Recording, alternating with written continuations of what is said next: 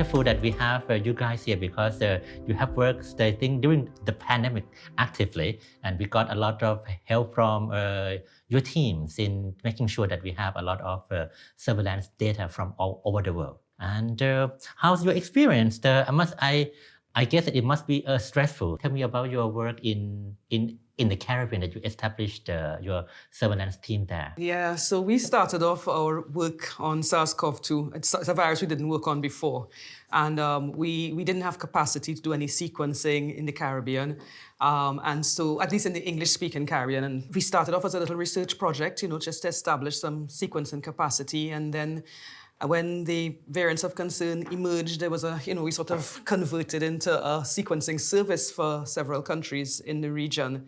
And we were sort of more involved in more formal surveillance and interacting with, the Ministry of Health and things like that. So it was stressful. It was stressful. It was a lot of work. And how do you manage with the bioinformatics? Because I think it's something very important. Very often people think, surveillance, just sequence it. But really to look at the data is important as well. Right. So luckily, although we didn't have sequencing capacity in the region before, at least in Trinidad and Tobago, luckily we had been working on virus evolution for a while. So we were very familiar with, the phylogenetic tools and the bioinformatics and things like that we've used on other viruses. That aspect of it, being a user of the tools, was not an issue for us. What was more difficult was adapting the sort of workflow and tools and managing the data and stuff, and that needed someone who had sort of computing and computer coding skills. Yeah. That is what we were missing.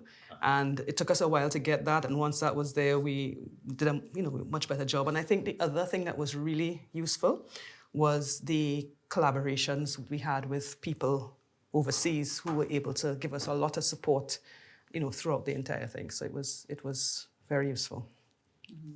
Well, as a working bioinformatician, what's your thought on your work during the pandemics and what happened in other countries?